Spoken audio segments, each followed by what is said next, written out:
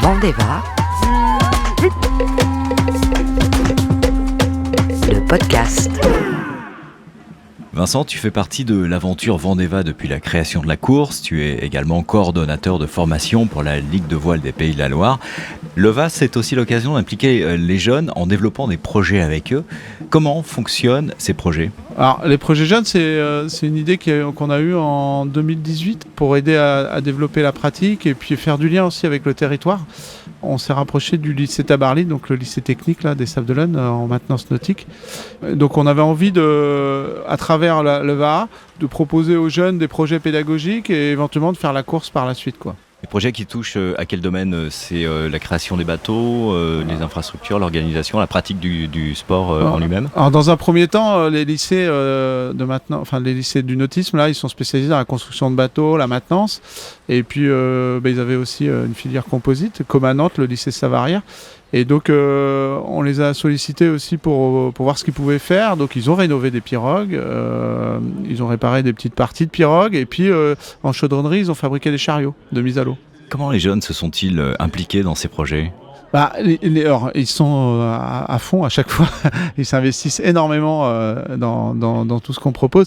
L'idée générale, là, sur le plan un peu ingénierie de formation, motivation, c'est de créer un sentiment d'appartenance à quelque chose. Parce que les jeunes, ils zappent beaucoup. Même quand ils font des filières comme ça, très techniques, ils y travaillent pas obligatoirement. Et on s'aperçoit que si ils comprennent mieux pourquoi ils font les choses, dans quoi ils sont, en appartenant à des gens qui permettent d'aller en mer ou qui vont en mer, on pense créer du lien plus fort et du lien au métier et à l'environnement, quoi.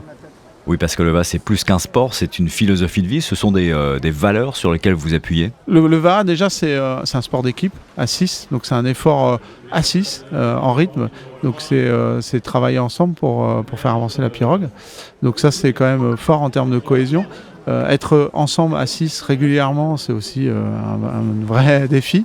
Et puis après, derrière tout ça, il y a l'organisation où on véhicule un vrai esprit d'entrepreneuriat, de porter le projet, d'être sérieux dans ce qu'on fait aussi.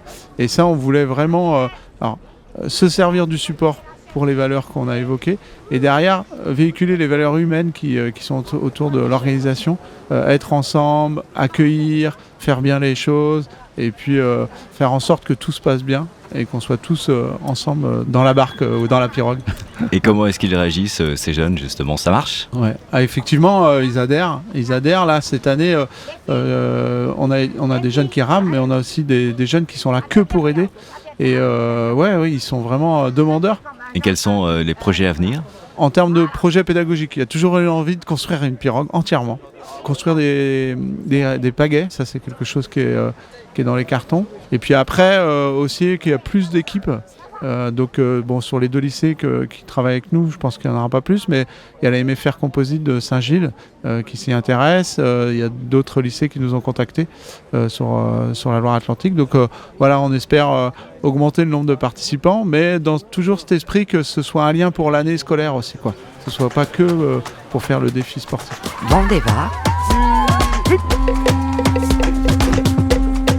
le podcast.